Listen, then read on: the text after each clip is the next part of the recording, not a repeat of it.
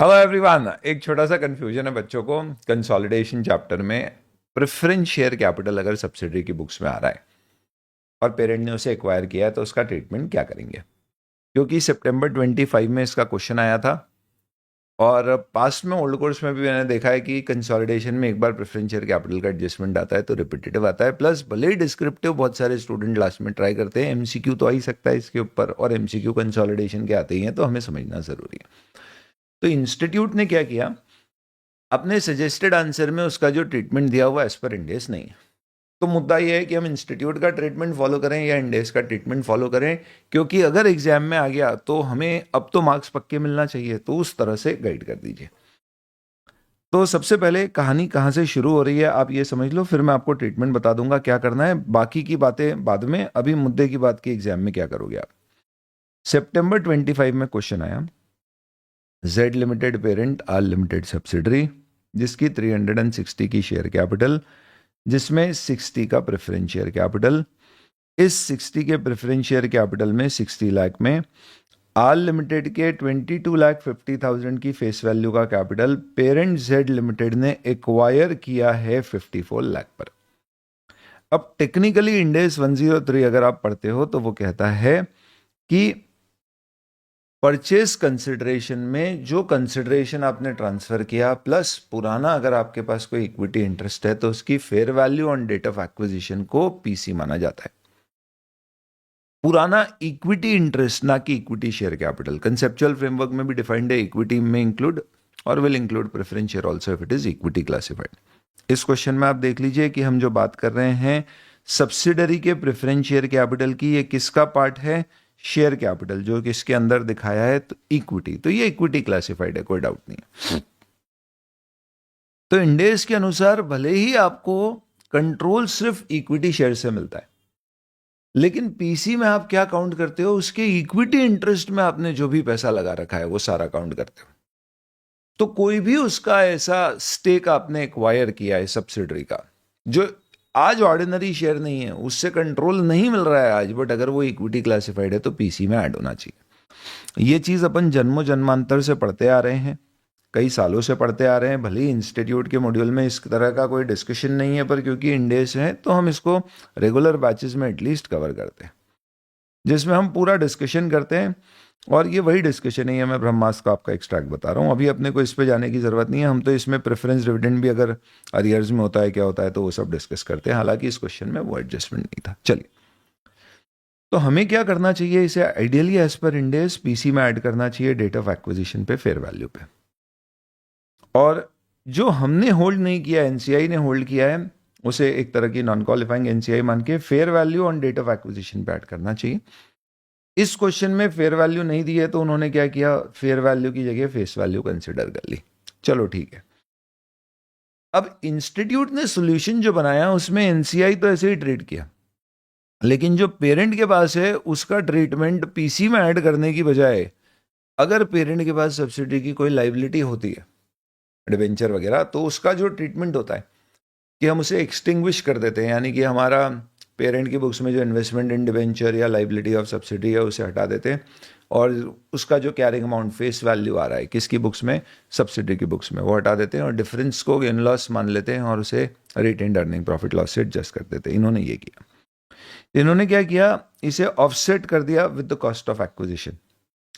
तो ये जो इन्वेस्टमेंट हमने किया कितने का, इस पर्टिकुलर क्वेश्चन में 54 लाख रुपीस का, जिसके बदले में मुझे मिले थे 22,50,000 के इक्विटी शेयर, यानी देखा जाए तो मैंने 31.50 एक्सिस पे किया।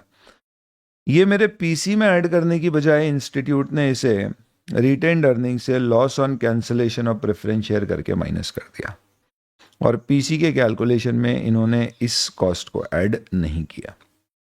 एनसीआई जब कैलकुलेट किया तो बकायदा उसके पास जो इसकी फेस वैल्यू है उसे फेयर वैल्यू मान के यहाँ पे ऐड कर दिया। तो ये ट्रीटमेंट अपने आप में गलत है। आपको क्या ट्रीटमेंट एग्जाम में फॉलो करना है ये समझिए। तो अगर ये क्वेश्चन दोबारा आता है, आप सजेस्टेड आंसर का ट्रीटमेंट ना फॉलो करें और एज पर इंडेस करें, यानी पीसी में ऐड करें, और अकॉर्डिंगली आपके गुडविल बार्गेन परचेज में इसका इम्पैक्ट दे, रिटेन्ड अर्निंग से इसे एडजस्ट ना करें।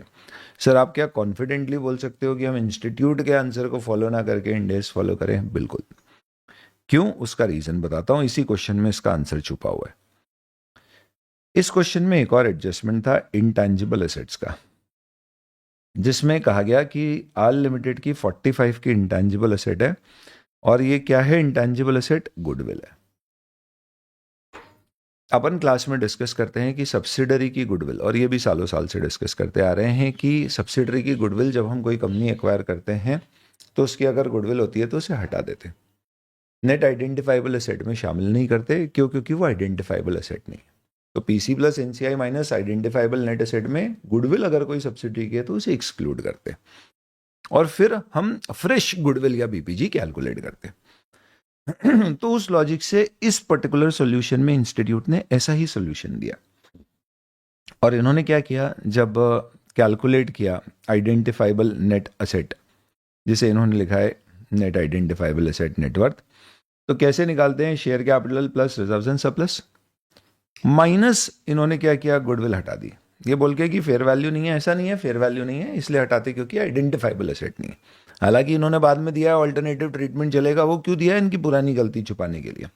तो क्या किया, देखो गुडविल यहां पे हटा दी, तो कंसोलिडेटेड बैलेंस शीट जो बनी, इसमें इंटेंजिबल एसेट सिर्फ 75 लाख का आया। जो कौन सा इंटेंजिबल एसेट है, जो गुडविल है किसकी, पेरेंट की, क्योंकि इस क्वेश्चन में बार्गेन परचेज गेन था तो सब्सिडरी से रिलेटेड कैपिटल रिजर्व आया, ठीक है। सेम यही वाला क्वेश्चन या यही एडजस्टमेंट नवंबर 2023 में भी पूछा था, हैमर और स्लीक लिमिटेड के नाम का क्वेश्चन। इस पर्टिकुलर क्वेश्चन में नवंबर 23 में सेम एडजस्टमेंट था, आप देखना, इंटेंजिबल एसेट है ये, 75,000 स्लीक की बुक्स में आ रहा है, और ये 75,000 जो मैं क्लास में पढ़ाता हूं तो बकायदा बच्चों को बोलता भी हूं कि इसका ट्रीटमेंट ब्रांड होगा तो ये सॉल्यूशन मैच करेगा, नहीं तो नहीं करेगा, ये गलत ट्रीटमेंट है जो इंस्टीट्यूट ने कर रखा है। तो ये मैं ब्रैकेट में शुड बी ब्रांड अपनी तरफ से लिखता हूं, इंस्टीट्यूट के एग्जाम के क्वेश्चन में ऐसा लिखा हुआ नहीं था, पर ये अपनी स्ट्राइकर किताब है उसमें बताता है। तो 125 पेरेंट की थी, 75 स्लिक की थी। लॉजिकली यह होना चाहिए, ये 75,000 को कंसिडर नहीं करना चाहिए, आइडेंटिफाइबल एसेट में हटाना चाहिए, और कंसोलिडेटेड बैलेंस शीट में इस क्वेश्चन में भी बार्गेन परचेज गेन है, तो सिर्फ पेरेंट की गुडविल 125 आनी थी। पर आप देखो इन्होंने इस क्वेश्चन में पेरेंट की गुडविल कितनी बुक करी, 2 लाख, और इसका नोट दिया बकायदा, और नोट में बोला कि भैया पेरेंट की गुडविल 2 लाख कैसे आई, तो पेरेंट नहीं, कंसोलिडेटेड बैलेंस शीट में गुडविल कैसे आई, ये 2 लाख, 75 125 दोनों ऐड कर। ये गलत ट्रीटमेंट था, इसके ऊपर बकायदा मैंने इंस्टीट्यूट को मेल लिखा, जैसे कि मैंने मेल अभी इस पर्टिकुलर प्रेफरेंस शेयर वाले के ऊपर भी लिख रखा है इनको, और ये मेल लिख के बकायदा यूट्यूब पे इसके डिस्कशन भी किए गए, बोला गया कि मैडम ये गलत है, आप इसको सही कर दीजिए। और तब इन्होंने क्या किया, ये मेल ले लिया, रिसीव कर लिया, लेके बैठ गए।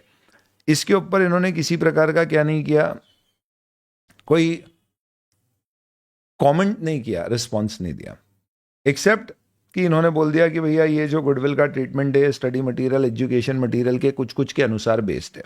फिर हमने बोला कि मैडम बहुत बहुत धन्यवाद आपने ऐसा किया, पर ये तो सही नहीं है एज पर इंडेस। तो इन्होंने ये सारे मेल पढ़ के रख लिए, और बाद में अभी सितंबर 25 में ये जो क्वेश्चन हैमर और स्लीक लिमिटेड वाला सिमिलर एडजस्टमेंट लेकर आया, पर अपना क्वेश्चन अभी आया कौन सा, जेड और आर का, उसमें 45 की गुडविल इन्होंने हटा दी। यानी ये एकदम तय है कि ये सही ट्रीटमेंट करेंगे अगली बार, मुझे इसका पूरा कॉन्फिडेंस है। आप कृपा करके एग्जाम में प्रेफरेंस का ट्रीटमेंट अगर क्वेश्चन आता है तो सही करना, गलत मत करना, और नोट डाल देना। चलिए अभी के लिए इतना ही, इससे ज़्यादा आपको कंफ्यूज नहीं होना है। But remember, preference share capital of subsidiary equity classified held by parent added to PC is what I strongly recommend. आप चाहें तो साथ में नोट देते। आप बोलते हो नहीं सर मैं तो सजेस्टेड आंसर ही फॉलो करूंगा, तो करके प्लीज एक एक्सप्लेनेटरी अच्छा सा नोट दे के आना, ताकि आपको अल्टरनेट आंसर के थ्रू मार्क्स मिल जाए।